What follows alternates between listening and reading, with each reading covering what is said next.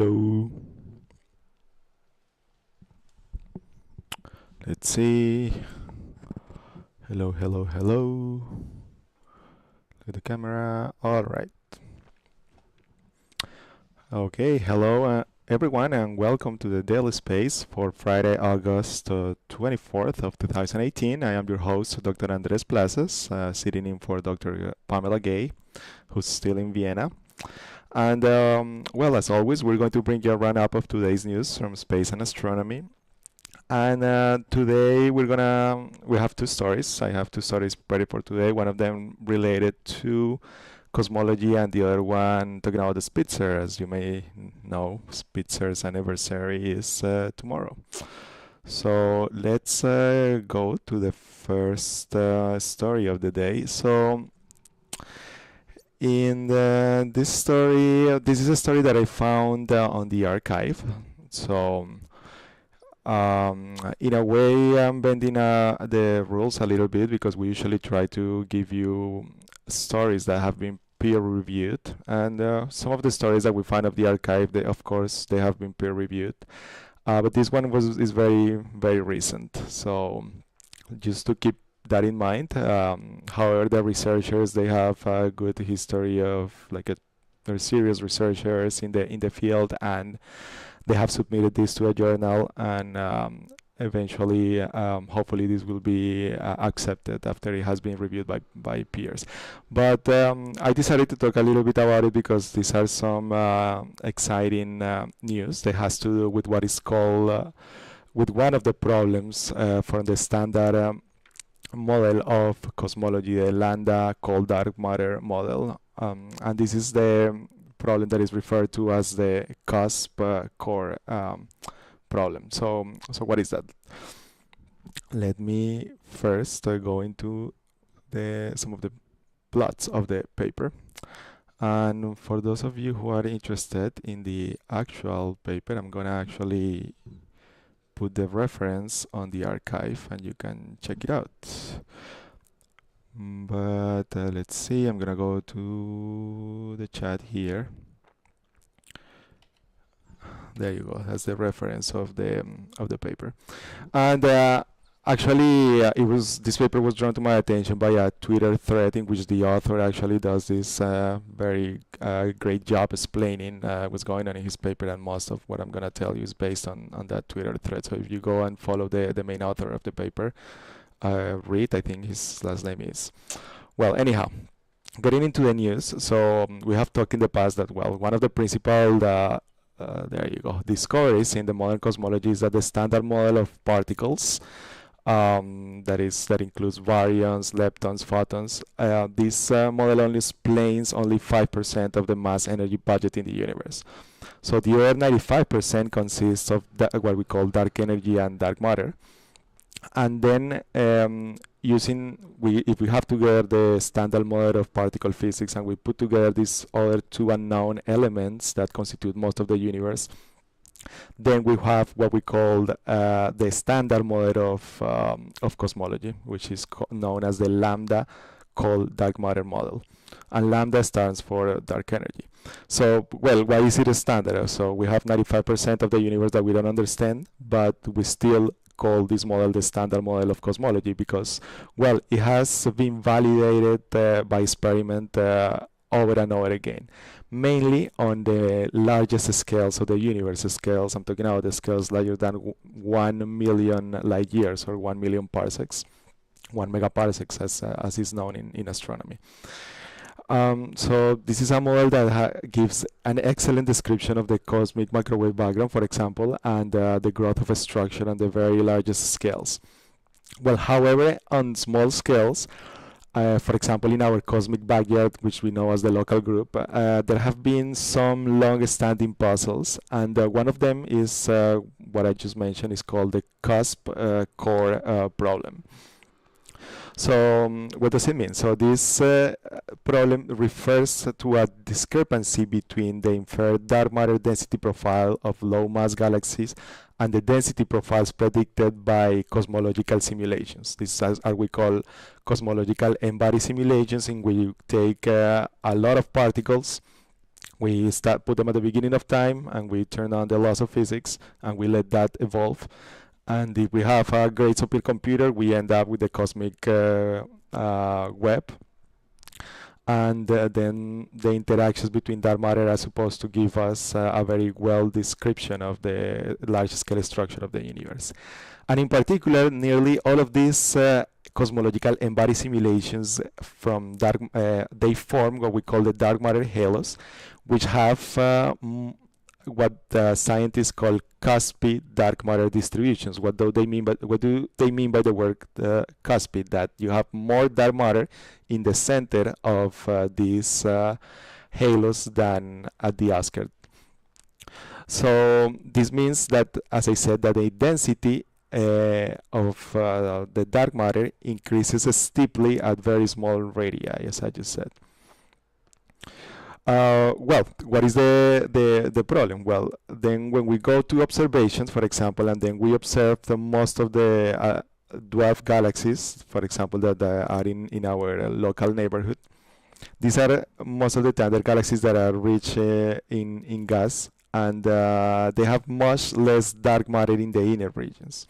So we have found that observations tells us that actually the dark matter profile of these dwarf galaxies flattens in the center, and it doesn't go into a cusp. So hence the name. Instead of having a cusp or a steep slope into the inner radii of radius of the halo, you have a flattened radial profile of dark matter.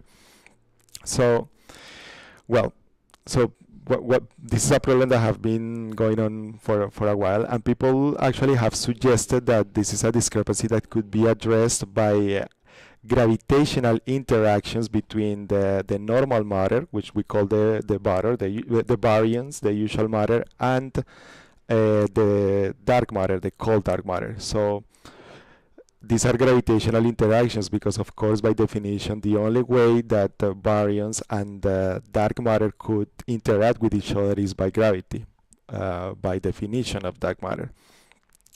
So people have been suggested that there could be a transfer of energy from the baryon component to the diffuse dark matter.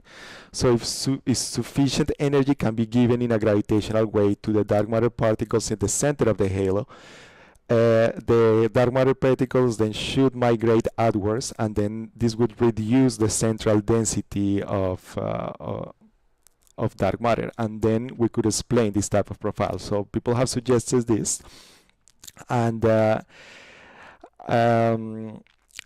have included this idea in simulations. So instead of using simulations that only had the dark matter, they included the effects of gas cooling. Then when the gas cools, then you have a lot of star formation, and then you could also have some gas blowing out due to exploding stars that are consequences of this star formation. So this bursty star formation then occurs in repeated cycles that can cause gas to inflow and outflow of the from the center of the dark matter halo. So as a consequence, this could cause like the inner gravitational potential of the dwarf galaxies starts to fluctuate, and then this dynamic then starts what they call a kinematical heat up, because you start these fluctuations of the dark matter potential in a way then in such a way that then you could explain the flattening of the profile at lower radii.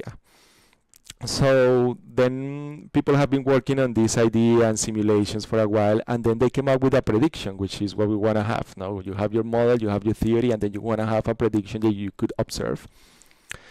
And one of the key predictions of these models is that if you have a dark matter halo with a given mass, if you have more star formation in that particular halo, then this would lead to a more dark matter heating, and therefore you would have a lower dark matter density. So the more star formation you measure, you should measure a lower density of dark matter at the center, at least in dwarf galaxies, which are the ones that we have been talking about. And this is the type of prediction that these researchers actually tested out in the paper that we are talking about. And I should mention that the explanation that I said is an explanation that it's in a way simpler than other explanations that have been proposed, because then people, they have had all of this time to think about this particular plot, and so people were thinking, well, maybe the lambda cold dark matter model is wrong. Maybe dark matter behaves in a different way that we think it behaves. Maybe dark matter actually interacts a lot with itself, and then you have a model of what you call self-interacting dark matter that could dissipate this energy and that could flatten this core. Maybe we need to come up with an alternative theory of gravity, actually, to mount and modify Newtonian dynamics or something different to try to explain this discrepancy that we observe in the model. So these are other alternatives to the explanation, to the heating explanation due to the star formation that I just mentioned, and that the researchers actually tested out in this article. So the researchers said that they developed tools to measure the inner density of 16 dwarf galaxies with a very high quality data and with different types of star formation histories. They say that they tested their tools with simulations in which they knew the correct answer in order to validate their tools. And for example, in one of the samples of dwarfs that they had, the star formation stopped.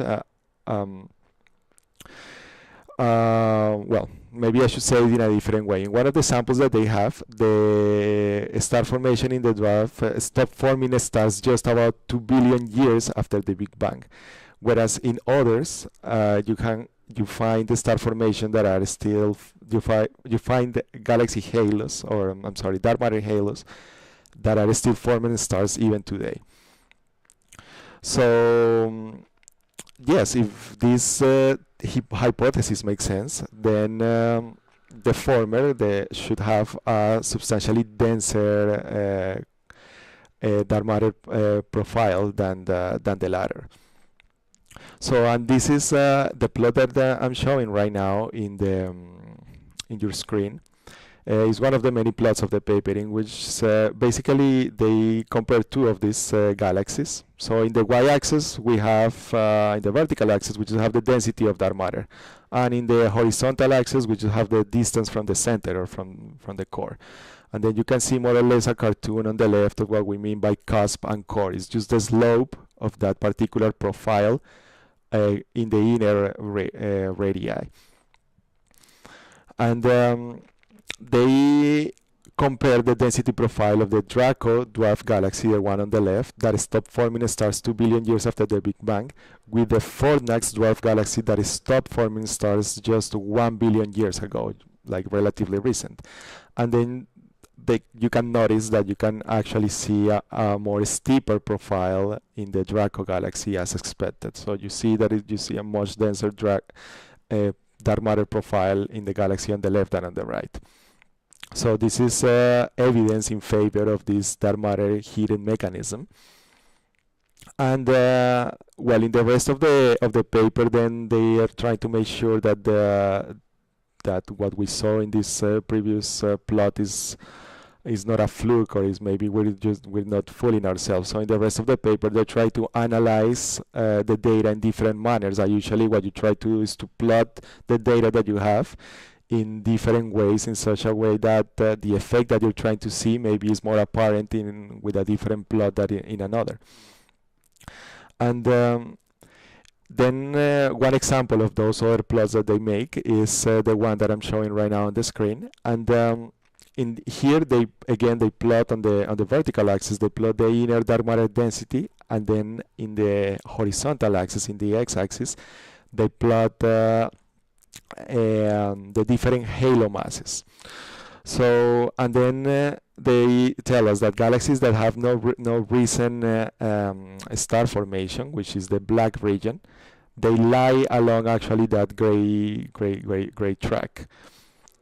And this is consistent with no dark matter heating. And those that have recent star formation, those blue points, they lie along the blue track, which is consistent with a maximal dark matter heating. So this is another way in which they plot their data, and then they can see the effect of that they want to see. So then, just to conclude, then the authors ask, are these results consistent with other dark matter models? So actually, they say that most of the models designed to solve this cusp core problem predict that there should be no correlation between the inner dark matter density and the star formation rates. And they say that this is not what they find in their paper. So models that call for alternative explanations of gravity actually are not supported by the evidence that they find in this paper. And therefore, the above results suggest that to a first order, the dark matter is called collisionless, and by cold we mean that it doesn't move at very high speeds. And we have this type of dark matter that could be kinematically heated up and moved around in such a way that you could explain these different types of profiles that you end up observing in the real universe. And this ends up being consistent with the actual standard cosmological model that we have, with dark matter being a new weakly interacting particle. And of course, this is something that we have been looking for many years. We still haven't found this particle, so of course we still should remain open-minded, they point out, but this is evidence that the dark matter component is consistent with what we know from what we assume from the standard model of cosmology, the lambda CDM model. And in summary, it resolved this long-standing problem of the core cusp profiles in the standard cosmological model. Then again, there is the caveat that this is just a recent paper that showed up on the archive, so the community has to review it, and people are gonna send their comments, and then hopefully another group will come and will verify the results or do a different analysis. So we should give it some time. We should be, of course, as always, skeptical, but at the same time, this is an exciting result that I wanted to share. And then for the second study of the day, I'm just gonna point out that tomorrow, on August 25th, we're gonna have the 15-year anniversary in space for the Spitzer Space Telescope by NASA. So yes, the Spitzer telescope, well, initially it was scheduled for a minimum of a 2.5-year primary mission when it was launched. But of course, it has gone far beyond the expected lifetime and still working, still going strong after all these 15 years. So it was launched into a solar orbit on August 25th, of course, tomorrow of 2003. And it was one of what NASA called one of the 4 great observatories that have reached space. And this is a telescope that has told us about the oldest galaxies in the universe. Even has revealed a new ring around Saturn. Because some of the instruments that it has, they look through in the infrared, then it has been able to go through shrouds of dust, and then we can have information about newborn stars and even black holes. And recently, you may remember that the Spitzer assisted in the discovery of planets beyond our solar system, in particular the detection of 7 Earth-sized planets orbiting the star TRAPPIST-1, amongst many other accomplishments. Well, as I said, the Spitzer detects infrared light, and most often this is heat radiation emitted by warm objects. This is heat, and with this infrared vision and high sensitivity, Spitzer has contributed to the study of some of the most distant galaxies in the known universe, and the light from some of those galaxies it has traveled for about 13.4 billion years to reach the Earth. So that is to say, like, scientists have been able to see galaxies that galaxies in general in the universe as they were less than 400 million years after the birth of the universe, about 13.7 billion years ago. And yeah, so well, the studies of all these distant galaxies, actually, the data from Spitzer complements the data from other observatories, such as the Hubble Space Telescope, which is another one of those NASA's great observatories that I was talking about. And this was part of a more larger program in which each one of these four great observatories would collect light in a different wavelength range. Of course, in such a way that then when we can combine the observations, then we can learn more about the actual celestial objects and get a more complete picture of what's actually going on in the universe. Yes, because of course, so for example, an average galaxy like our own Milky Way, it radiates as much infrared light visible as in infrared as in the visible wavelength. So of course each part of the spectrum gives us new information. So as I was saying, so Spitzer, it was supposed to be working for 2.5 years.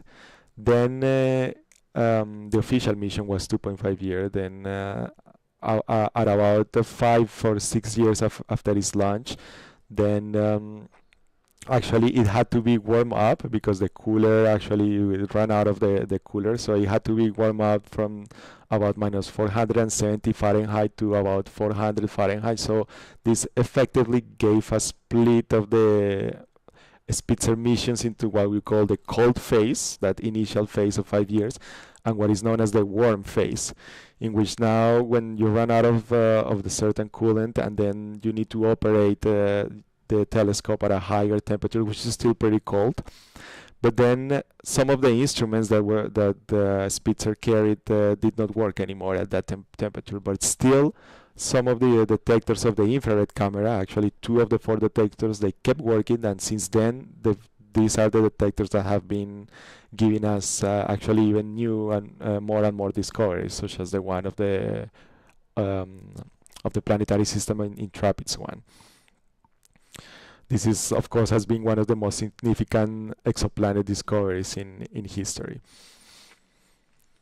And yeah, well, so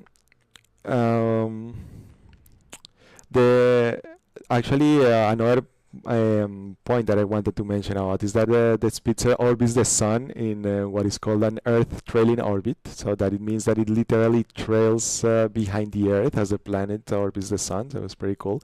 And it has, well, because of this, it has continued to fall further and further behind the Earth during its lifetime, right? With time, it just starts to be dragged back and back with time. So well, now of course this is posing new challenges for the spacecraft, because when it's trying to download the data to the Earth, then the solar panels actually are not directly facing the sun, and then as a result, then Spitzer must use the battery power during these data downloads. And then the batteries are recharged between downloads, but then with this use, we expect that the performance of the telescope will degrade with time. Well, nevertheless, despite that, in 2016, Spitzer actually entered what is called the extended mission. It was dubbed Spitzer Beyond. And the spacecraft is actually currently scheduled to continue operations into November of 2019, more than even 10 years after entering this warm phase. So NASA is celebrating these 15 years of Spitzer. One of the cool things that they have released, that IPAC, the Infrared Process and Analysis Facility at Caltech. It's a science center at Caltech that analyzes data such as from Spitzer, and they have released different media products. One of them is a NASA selfie application that you can look in your. I just downloaded actually a few minutes ago in my iPhone, where you can take a selfie and then it looks like you're in an astronaut suit, and then in the background you have one of the gorgeous pictures that have been taken with a Spitzer. But at the same time, they also have a virtual reality experience for Oculus and Vive. On that could be also seen as a 360 video on YouTube. So you should go and check it out. You should go to the IPAC, to the Spitzer website and IPAC, and Google it, and then you will find more information about some of these applications. Yeah, I think that's it. That's what I wanted to say for today. I think it's already 1:27, but I'm gonna see what you guys have to say and say everyone hi to everyone. So we have UHE, hello. We have Guido V. We have Susie, hello. Graham, Larry.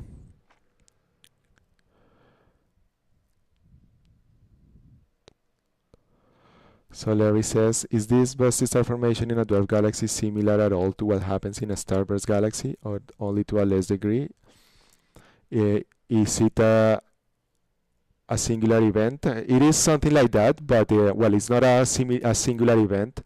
So in one of the references of the paper, so I was reading the paper, and then they point out to some other references that explain a little bit more about the mechanism of exchange of energy between baryons and dark matter, and they show how this is actually a cycle that goes on and on. So you have these bursts that could actually, so the baryonic dark matter, the baryonic matter tends to interact with itself, and it's going to dissipate. So it's going to have the tendency to go into the center of the dark matter halo. And then you have all these particles that of dark matter that could be surrounding this regular matter, baryonic matter, that they could be in an orbit, and then you have one of these starbursts that just kick away the regular baryonic matter, and then the dark matter particles that were actually orbiting around this baryonic matter, they could actually be kicked out a little bit further, and in such a way that when the baryonic dark matter comes back to, like, as a result of maybe an elastic mechanism to comes back to where it was, then the dark matter particles are actually at a different energy level, and they effectively have gain more energy, like they're effectively being heat up. And then you have, this is a process that gets repeated over and over again, and then over time the simulations show that this is an effect that accumulates and could provide enough energy to explain the profiles that we observed.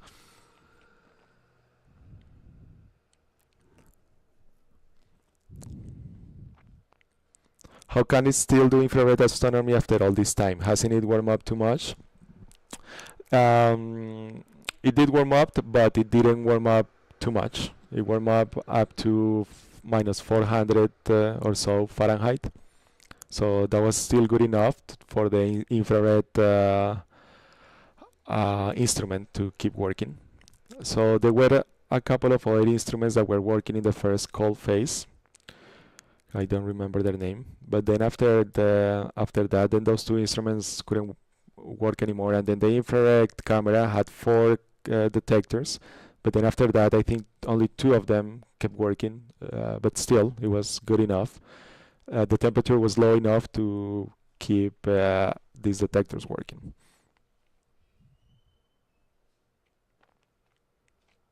When it's Spitzer eventually be so far behind that we cannot communicate with it, since it will be behind the sun, that's a possibility. I don't know how much time it would take. I don't know the rate at which it is lagging behind, but that could definitely happen if that's one of the I mean, if the rate of lag is high enough. But yeah, so this is, yeah, so now there is funding until 2019. This is also all behind the scenes. It's also a matter of funding and a matter of is it worth it to keep this instrument going on. And of course, I was there at Caltech about 2 years ago when they discovered this new TRAPPIST system, and it was like another burst of energy for Spitzer, because it was such a remarkable discovery. And then, well, in addition of the technical capabilities of the instrument itself to keep going, there's also the willingness, the political willingness of like, are we gonna get more science from this? So up until now, it's gonna be funded until 2018. Then, well, if something happens before that, maybe it drags too much, or maybe we can have trouble with the communications of the battery. Well, that's a different thing, and then there's nothing that you can do.